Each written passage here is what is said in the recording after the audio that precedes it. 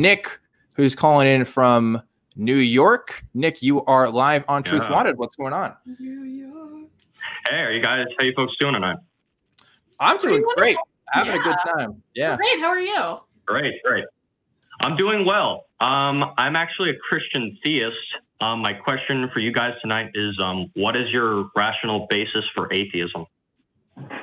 Rational basis for atheism.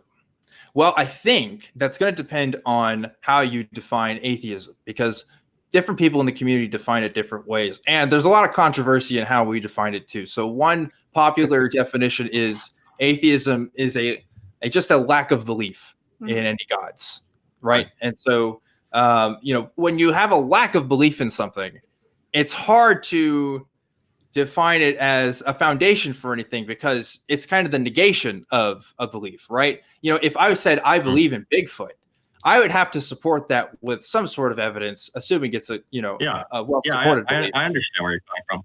Yeah, sure. So would you consider your atheism to be a lack of belief, or do you acknowledge that it entails a denial of God? Well, so I just want to give some groundwork of definitions for folks who are kind of listening and stuff. But for myself, I would have to say that the specific claims that I have heard about the Christian God, I don't accept to be true, right? And so there's different concepts of God. There may be some concepts of God that I could accept to be true in some way. I'm not sure if I've encountered any, but I could conceivably let that be the case. But I've yet to see any version of Yahweh that it makes any coherent sense to me, makes any logical sense to me, and really follows through any thought. I don't know how Susan and Nathaniel define it, but I'll let them give their piece. Okay. Before you do so, on the Christian God specifically, because I'm a fundamentalist Christian, do you state affirmatively that the Christian God does not exist, or would you consider it merely a lack of belief? Well, again, it's when you say Christian God, that might be different from somebody else's concept of a Christian God. So it gets really tricky. There's different ways, again, that people have been handling how exactly to define themselves. And I have difficulty with this sometimes too. I would say that I have found I'm sort of an atheist, right? I don't even know, and an atheist would be I don't even have a God concept that makes any rational sense to me. So Christian can do whatever, I can't even confirm whether it's real or not, because it's not even a coherent concept, in my view. Sure. Well, we could talk about whether it's coherent or not. The running definition that I'm using for the Christian God would be that the Christian God is the ground of all being. He's the ultimate context, and that which is metaphysically primary for all secondary states, which would be like me and you and all other particulars. I'll tell you right now, Nick, all three of those things mean absolutely nothing to me. And that's not saying anything about you. I'm just saying those terms by themselves, they just, I can't make heads or tails of that. Yeah, you have to go back into the getting the definitions very, very specific. Yeah, well, that's the definition I'm using. So what's your position on that? Well, okay, like I said, those 3 points you gave out there, I don't fully understand what those mean. So I can't really give you an opinion on those. If you want, we can go point by point, but yeah, just putting those 3 out there and asking if I agree or not, I can't do that. That's just, I can't epistemically be responsible and say that I agree one way or another without fully understanding what that means. Well, epistemically, so do you believe that there's a lack of evidence for God, that there's not enough sufficient evidence to say with certitude that there is a God? Is that your position? For pretty much any available God claims I've seen, yeah. Would you guys agree with that? Yeah, I think it's not even a matter of being certain about it. I think there's a difference between, being certain of the belief in a God, or as actually being certain in the existence of a God. I'm sorry, and having that belief. It's like when someone calls themselves an agnostic atheist. The agnostic is the knowledge claim part of it, and the atheist part is the belief claim. So it's to me it's different. They're different things. Sure. Okay. Well, if you contend that no evidence points to God, that would entail nothing has its causal origin in God. So if you don't know what the causal origin of everything is, then what epistemological grounds do you have to assert what is and is not when it comes to God? So you made a premise, and you assumed that we agreed with that premise, and then you made your next premise, and you just asked your question to us. So I have to go back because I disagree with your first premise. Mm-hmm. I don't know what you mean when you say we have to have God to understand evidence. I don't think that's true. Yeah. Why not? Because I've been able to find evidence every day, and no God has been involved in the process as far as I'm aware. Yeah, well, what makes evidence viable with the system that you're working with? Wouldn't you agree that evidence is defined as rational justification? Rational justification. I see. Evidence is going to be dependent on kind of what kind of system you're using. So like legal evidence is going to be different from scientific evidence. Oh. There's going to be evidence. Well, again, not all evidence is created equal. And what's evidence for you might not be evidence for me about something. If you have a personal anecdote that really rings true to you, like I was giving personal anecdotes earlier that really rang true to me, that might not be an acceptable form of evidence to somebody else, right? Mm-hmm. Yeah, well, I'm afraid you're committing the Dixit fallacy. You're contending and you're assuming that evidence is intelligible within your framework of reference. So I'm saying, what is it that ultimately and providentially provides for your capacity to reason? And I think you're making claims about what I think about evidence. I think you have a definition of evidence, and maybe my definition isn't comporting to yours because, I may not share the same groundwork or framework that you have. And so, I don't believe in the assertion that you have to have this one framework in order to make sense of all of reality. I don't think life is that simple, unfortunately. I have a question. Are you Yeah, go. Let's let Nathaniel ask a question real quick for you, if you don't mind. Why does it scare you that he made that assertion? What? What do you mean?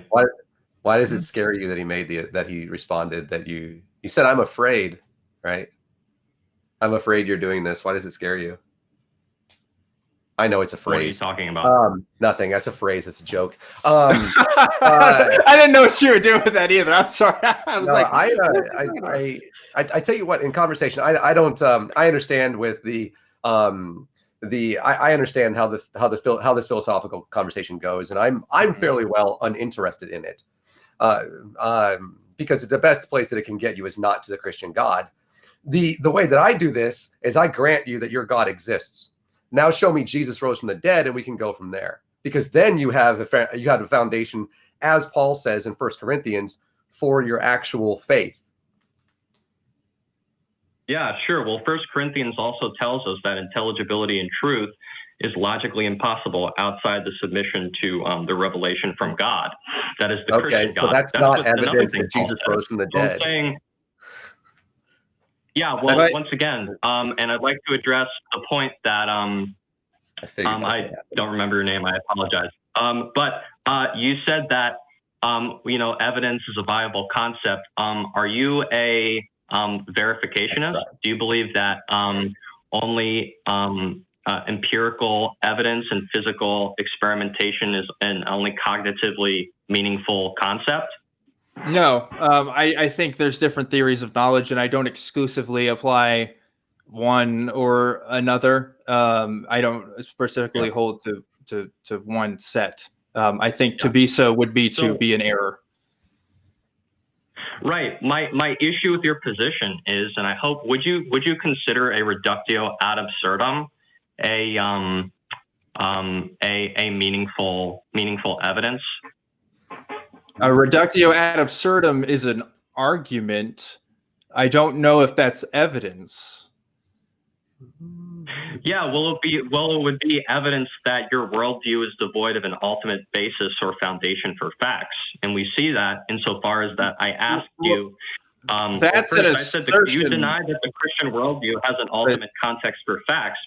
you repudiate that without a standard in which you could say it's false. I gotta say, Nick, tonight you put a lot of words into my mouth that I have not said, my friend. I think I understand that, you know, you want to put my worldview into a context that works with your argument, but I think if you take the time to listen to what I'm saying, you'll find that maybe it doesn't match the script, right?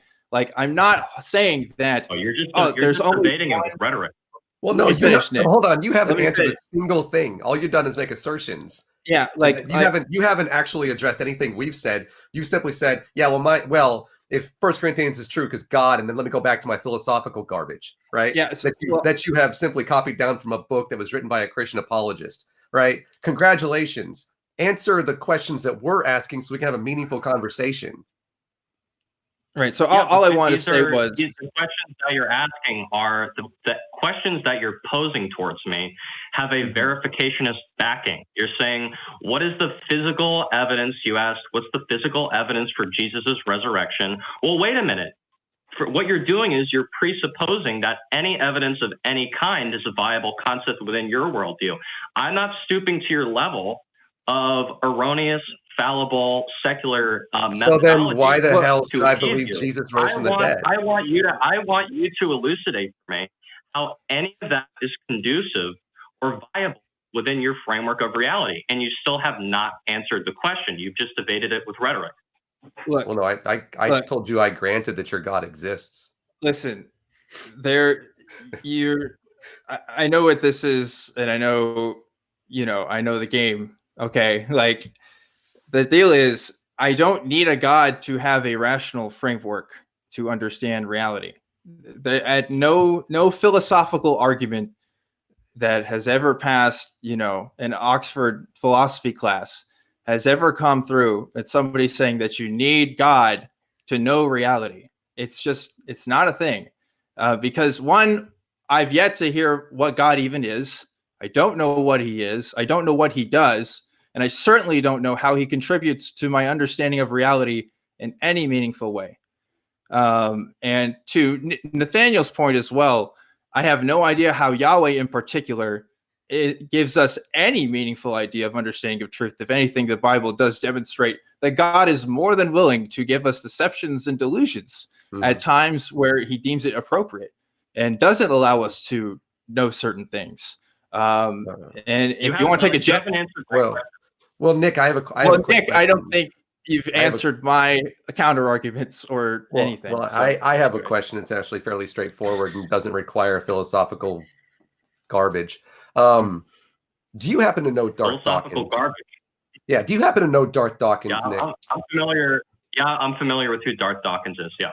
Like, how familiar would you say? Yeah, maybe relatively familiar. Okay. Relatively. I'm just wondering. So you want to get back to the subject matter at hand? Because you call it philosophical mumbo jumbo. Philosophy is the substrate for any meaningful or intelligible. So you love science so much, you wouldn't have science if it wasn't for the philosophy of science. Okay, you don't know that I love science at all. Yeah, dude. Why do you keep making it?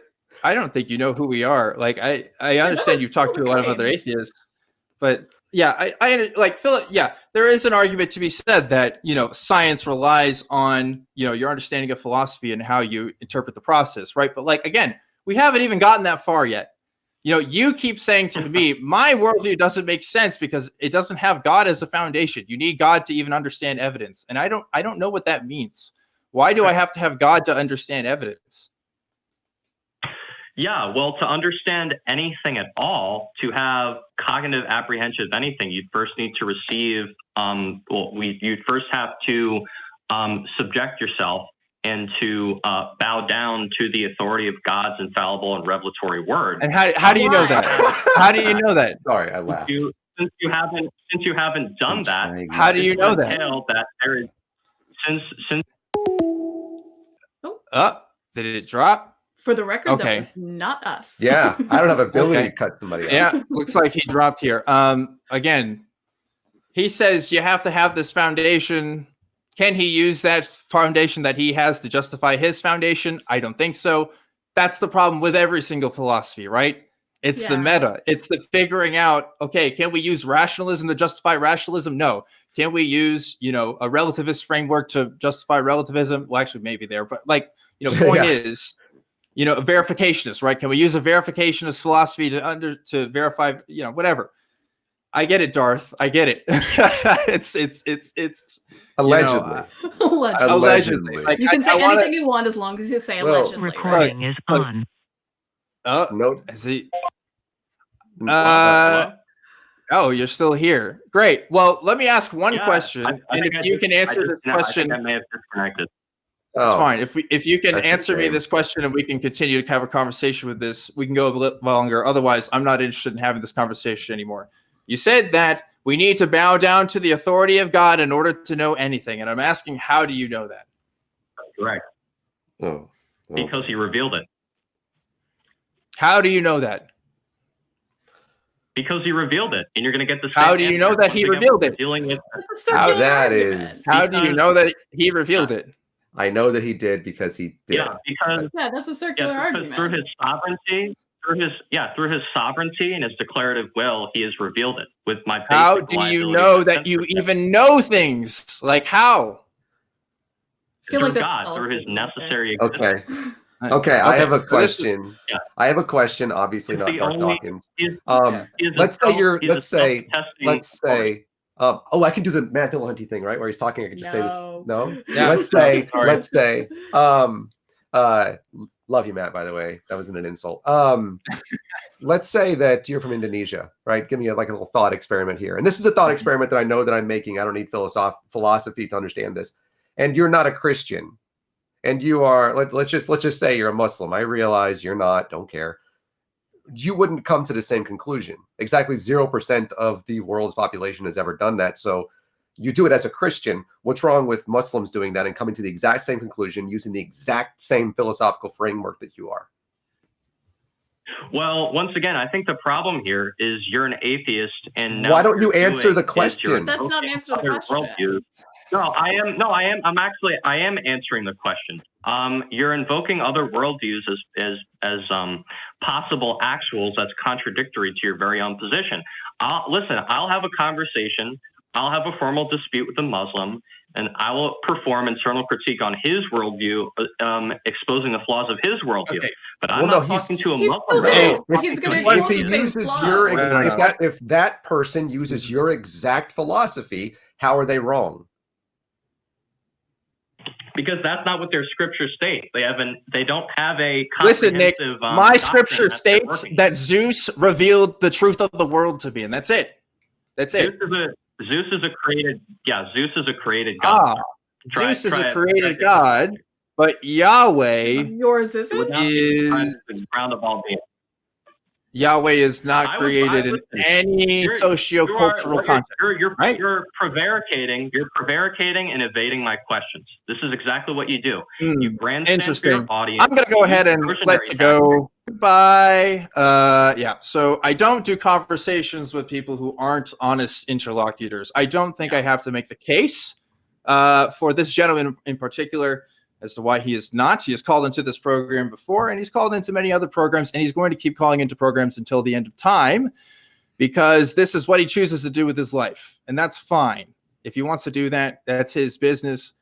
I'm not going to put up with somebody who isn't willing to have an honest conversation. And look at the history of Yahweh. Look at the history of how this deity was, again, manufactured through the lens of people and history and political contexts and social contexts. Because if you can sit here and tell me, Zeus is totally created, but Yahweh, that guy's for real, then you have not done your research. I understand. You got a lot of philosophy on your hands, but every other field of science says otherwise. So yeah, and including philosophy, by the way, you don't even get that far. Yeah, I am in the habit, pardon me, of granting that God exists, and then saying, okay, so why should I follow yours and show me the evidence that the New Testament's valid? And for whatever reason, that is like it's a question that I rarely have answered. Yeah. Well, Yeah. So the criticism always comes up of, oh, under your worldview, you can't justify everything. And you're right. Under my worldview, I can't justify everything. There are limitations to every single development of philosophy and worldviews ever. Like, there is no perfect system. If there was one, we'd all be using it. But we can compare and contrast systems. We can look at what works and what doesn't. And most importantly, we can make predictions based on certain methodologies. We can use science to make real world outcomes happen. And that doesn't happen through divination. That doesn't happen through revealed knowledge. None of that. No a priori assumptions needed other than perhaps the physical world exists and you can make predictions off of it. But regardless, I can entertain these philosophical exercises all night, but it's annoying and it's been done before and it's been done to death. So Yeah. thanks for the time. To a certain extent. Nick, really appreciate it.